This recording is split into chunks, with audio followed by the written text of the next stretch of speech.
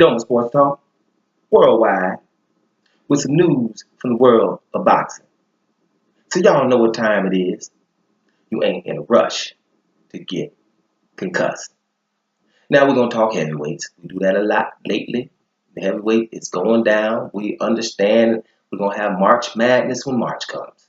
With our three undefeated heavyweight champions, plus the boogeyman, Louis the Real King Kong Ortiz. We ain't got to mention names because we're going to probably mention them in this video anyway. But before I even start, let me say this.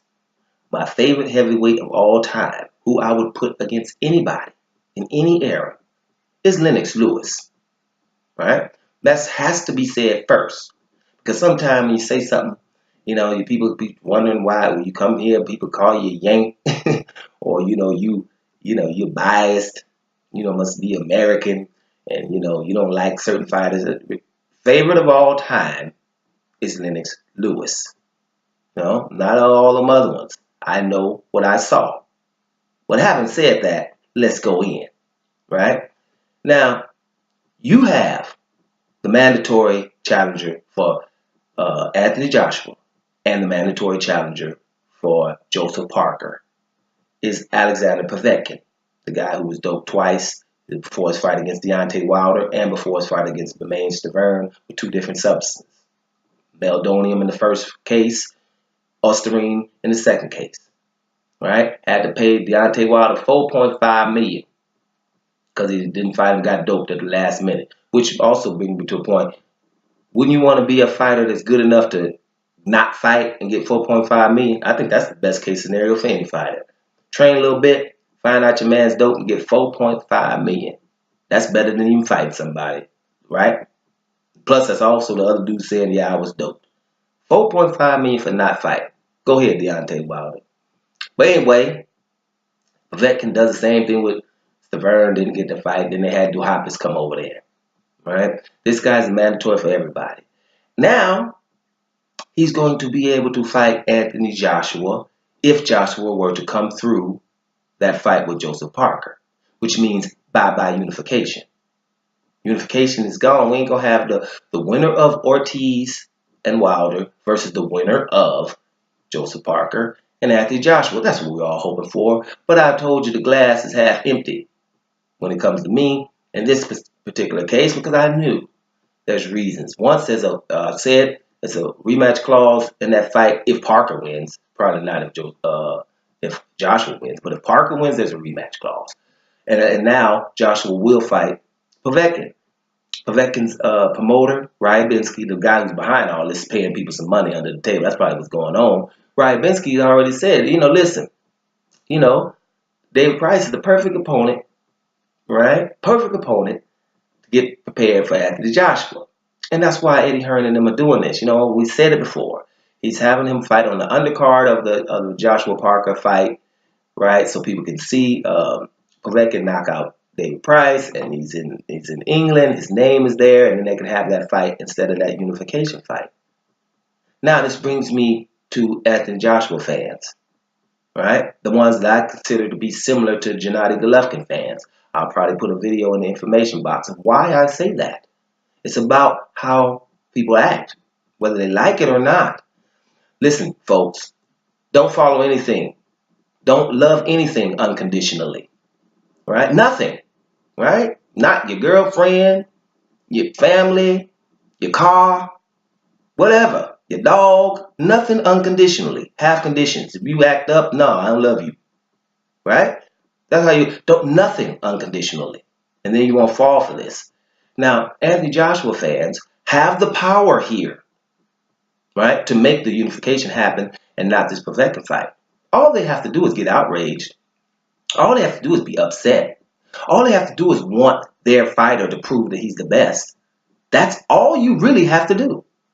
I want Anthony Joshua to go in here and beat this dude over here that's talking this crap to him all the time and been calling him out before he beat Vladimir Klitschko. Some dude wrote me talking about get your facts right.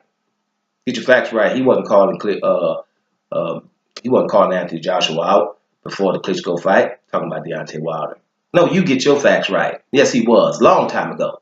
You probably know it now. That's probably why you already wrote again.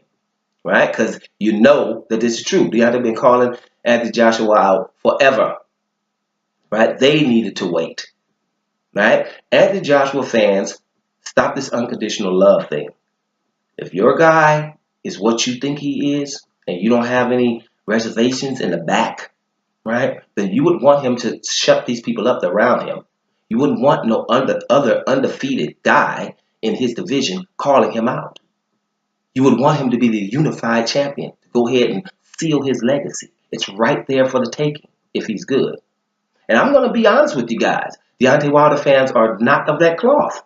They're just not. I don't hear Deontay Wilder fans asking him not to fight people. And let's wait.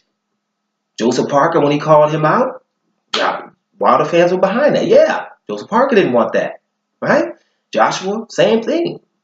Now, Ortiz was Joshua's mandatory. All of a sudden, he's mysteriously not in the WBA rankings anymore.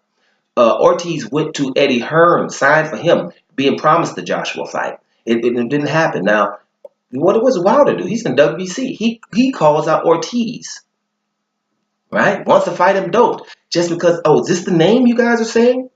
Wilder fans was like, yeah, fight whoever is on there talking undefeated. They want him to fight Joshua. They want him to fight Parker. They want him to fight Ortiz. They want him to fight anybody who's dangerous, right? There's no people out there on planet Earth that Deontay Wilder fans don't want him to fight, right? So get on the program and stop being unconditionally in love with anybody. That's dangerous. Trust me. It's experience talking. Nothing's unconditional. You should be loving Joshua. And, no problem with you loving him, but making sure, hey, Joshua, we want you to prove that you're the best.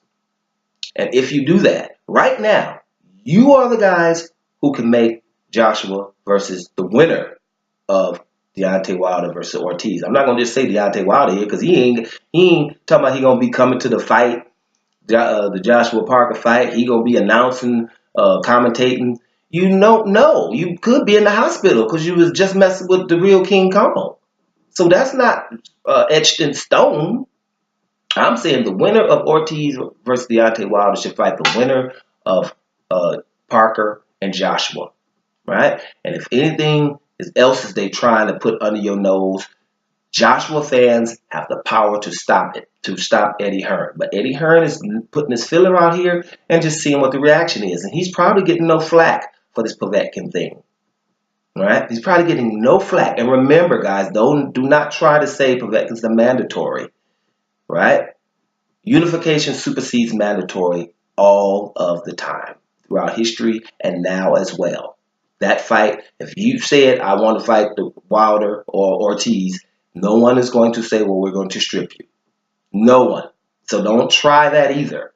So don't be like Golovkin fans. Joshua fans, you and only you have the power right now to get unification. If you guys don't step up and get loud, it is not going to happen. It's that simple. Double Sports Talk, worldwide. And I'm up out of here, y'all.